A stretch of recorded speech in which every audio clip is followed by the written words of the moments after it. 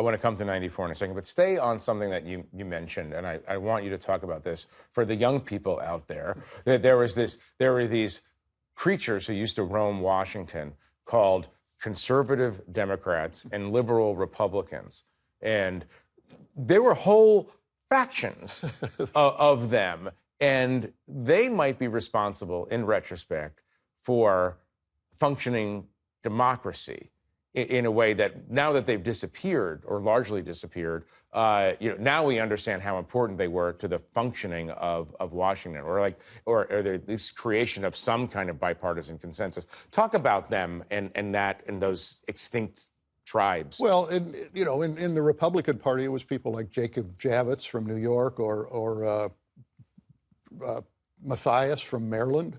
On the Democratic side, it was largely Southern Democrats, Russell from Georgia and others. So that was one element of it. I think there was more to it than that, though. That there was, again, I go back to this sense that you played politics by a set of rules, and Congress was supposed to work in a particular way, and presidents worked with Congresses in a particular way. In those days, committee chairs were gigantic figures. We don't think of that today in the same way because so much has now been consolidated in the hands of the Speaker and the leaders in Congress. But in those days, there was action taken at the subcommittee level that we had to cover. When I was doing economic policy, I would cover subcommittee meetings about taxes. I would cover committee meetings at the Agriculture Committee. That work is still being done, but it is not done in broad publication. So that's been a massive shift in the way politics works. But I think that it has led to a dysfunctionality certainly of the legislative branch. I mean, you can say, well, they have done some things, occasional bipartisan things, as they did during the Biden administration. But as a whole, you look at that institution and you say it is a broken institution. And that was not the way we thought about it in the 70s or 80s. Was it perfect? No. Were there problems? Yes. Were there scandals? Yes. But it was a different era of politics and a different ethic, I think, that people who were in politics brought to their positions. Right. Let's talk about the early 90s, leading up to 94, the rise of Newt Gingrich, who presaged a lot of what we see today in Republican parties. Now, that's not to say that Democratic hearts also didn't harden and become more confrontational. We saw that in the Robert Bork hearings. But talk about Gingrich, because he's a pretty singular figure of that period. And it's interesting reading some of your stories from the 90s. You quote Gingrich as saying of the Democrats, I clearly fascinate them. I'm much more intense, much more persistent, much more willing to take risks to get it done. Since they think it is their job to run the plantation, it shocks them that I'm actually willing to lead the slave rebellion. I'm surprised, going back 30 years, at the modern quality of that language. Back then, those were kind of statements that people in Congress who were accustomed to exercising self-restraint, rhetorical self-restraint, would never say. Was he, in your mind, a revolution? Yes, I think that's right. I think it's fair to say. I mean, when you look back on the whole arc of that period, Gingrich is a dominant figure and one of the most influential figures of the time. By the way, did he change politics more than the president he served with or in opposition to, Bill Clinton, ultimately? Well, I think they both changed politics in different ways, but let's stick with Gingrich for a minute. Yeah. Yes, Gingrich changed politics because what Gingrich did was he brought, as I say, a confrontational style and a flamboyance and a willingness to attack his opponents in ways that other politicians would have been hesitant to do. He went after, Jim Wright, the Speaker of the House, on ethics issues. He used, if you will, flagrant language to describe his opponents. It's the kind of thing that now seems ordinary. We see it all the time on social media. But Gingrich was out there. And I think one of the things that happened was that the Republicans were so beaten down in the House throughout that long period. I mean, you have to remember the Democrats held the House for 40 years until 1994. Republicans finally became convinced that the style of leadership typified by Bob Michel, who was the House Republican leader in that period, was not going to get them anything other than cooperation as a minority that would be stepped on by the Democrats. Gingrich, when there was an election for a new whip, and I believe it was 1990 or 89, was surprisingly elected the whip. And I think that signaled to the broader world there is a sea change coming potentially. And Gingrich then consolidated his power and was the architect of the 1994 victory. Right. And talk about the relationship between Gingrich's rhetorical, stylistic innovations and the rise of social media, reality TV, all of the things that have brought us to what politics are today. I mean, you could actually, would Trump exist without Gingrich? Probably not, but I think there were other elements that contributed to Trump as well. So I don't think it's simply a straight line from Gingrich to Trump, but there's no question that had a lot to do with it. I don't know what's the best way to talk about it, but if you think about the changes in technology over time, Gingrich seized on a technology that had not existed prior to kind of his rise, which is television cameras in the House chamber on C-SPAN. And what the Gingrich team did was they used this thing called special orders, which allows a House member to get up and speak for a limited length of time about any topic that they want to do. And usually this is, after or before regular order. And Gingrich and his small band of rebels used that to begin to spread a message of, Democrats are corrupt, this institution is corrupt, et cetera, et cetera. They were speaking to an empty chamber. But if you were watching it, you didn't know that. Tip O'Neill finally forced C-SPAN to pan the chamber every now and then to show. So he used a technology, if you fast forward now to social media, it is a different way of targeting a message, aiming at people, doing it in a way that is designed to inflame the debate, not to, ameliorate differences.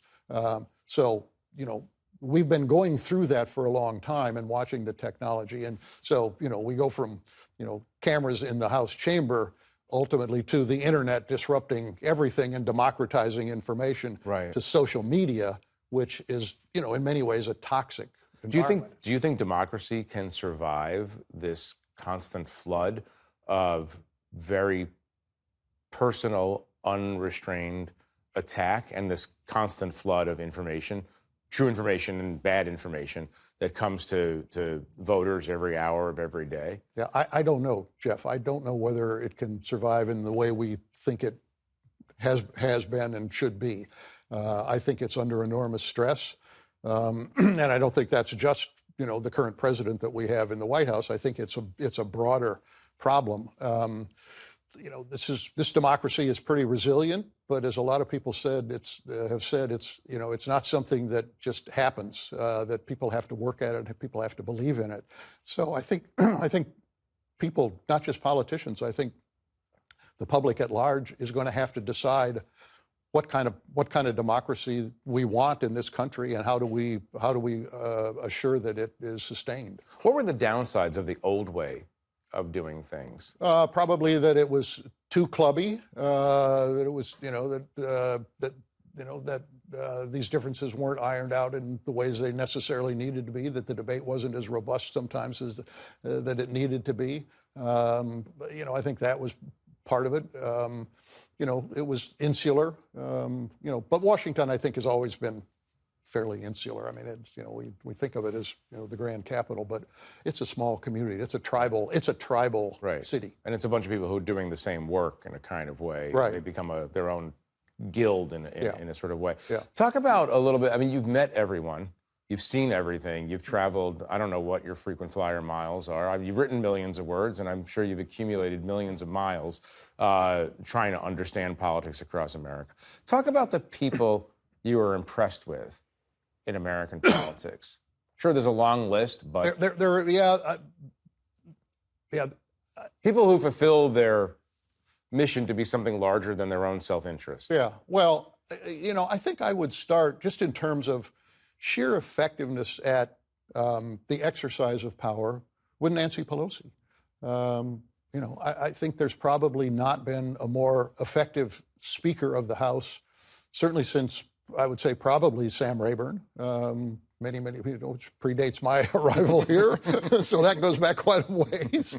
But I think that she was very effective. I think, in a different way and a different party, Bob Dole, when he was a Senate leader, was also very effective at understanding the institution and knowing, how to try to get things done, and an ability to legislate. I mean, it's a lost art, the ability to legislate, which today is really just, can you hold your own party together if you have the majority to kind of push something through? That was a different era of legislating. But there are some other people that I think have been, I guess I would say, laudable public servants. One person I have covered for 40 plus years is Leon Panetta. I first started covering him when he was in the House. He was the House Budget Committee chairman. He was the director of OMB for Clinton. He was then Clinton's White House chief of staff. He left politics for a while, started an institute at the Cal State Monterey Bay that he and his wife continued to run, came back to be the director of the CIA, then became the Secretary of Defense. He has, to me, been laudable for a couple of reasons. One, he is a very serious public servant. He takes his role seriously.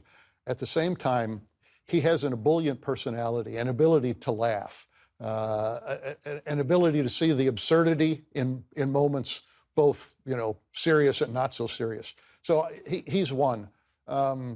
Dave Broder, who was my mentor at the Post, a great political reporter, instilled in me a recognition that you should pay attention to what's going on outside of Washington, and you should pay attention to governors. And so there are some governors over the years that I came to think were very good. Roy Romer, the former governor of Colorado, who later went on after he left that to become the superintendent of schools in Los Angeles, for example. Janet Napolitano, who was the governor of Arizona, who came to Washington and was the director of the Secretary of Homeland Security. Tom Vilsack is another among the Democrats. Two-term governor in Iowa, almost Secretary of Agriculture for life, but a person who was both a smart politician, and played the game of politics effectively, right, but also cared about public policy. Right. On the Republican side, I would be remiss in not naming John McCain. I think that's an obvious one. And I think Mitt Romney, when he became a senator, showed a kind of a moral compass that I think was needed at the time. Right. Stipulating that you're well known for your judiciousness and modeling self-restraint. Who that you met in the course of these 50 years really disappointed you? You thought, well, this is a person who's not good for the American democratic experiment. Yeah, you're not going to be judicious now that I've said you're judicious. Yeah, I may be judicious here. I don't want to go down that road. I will say that there are people who I saw coming up, and I've lived my life in 4-year cycles with the presidential campaign being the key year, coming up, getting ready to run for president, who I thought, this person is going to be very effective. Don't underestimate this person. I will name one person who I underestimated initially, Phil Gramm, who I got to know when I was down in our Texas bureau for a time, who back in the Reagan administration quit the Democratic Party and ran for his House seat. And people thought, well, he'll not win as a Republican, and he did. And I thought, do not underestimate this guy. When he ran for president, he got nowhere. He was completely ill-equipped. I've seen that over time. Those are the people I would say. I wouldn't necessarily say he disappointed democracy, But that was the kind of thing where you think somebody has certain capabilities and talents. Right. When they get in that arena, which is a very tough arena, Right. they're not there. Let's talk finally about where we are right now. This is a president we have who is unlike any other president, I think, in the modern era, certainly. Maybe you have to go back to Andrew Jackson to understand this. What is the threat of this president? But also, is there any promise here of something? I mean, again, appealing to your judiciousness and logical analysis, what is the danger here? And is there a chance that the Washington establishment is overestimating the danger? I think there's some danger of overestimating the danger, but I think the danger is there. What is the danger? I think the danger is a president who is solely focused on, the accumulation of power, at being at the center of everything, that he wants to be the impresario of all events, and that to achieve that goal, he is expanding and distorting the powers of the presidency in ways we have not seen, certainly in our lifetimes. Nobody has tried to do what he's doing. But the second aspect of that is a kind of a hunger for retribution and a hunger to punish enemies. Look, politics is a rough business. People go after people that they don't like, but we've never seen, that I can recall, the kinds of things that we are seeing with this administration, and they are coming from the top down. So I think that's the danger. He wants to change the electoral system. So has he done some things that I think are probably helpful in focusing people's attention on problems? Yes, but the danger is there. Well, we could go on all day. Unfortunately, we can't. There's a lot to cover, and we'll continue to have Dan on our show, thank goodness. But we are going to have to leave it there. I want to thank Dan, obviously, for joining us and all of his great journalism, and I want to thank you at home for watching us.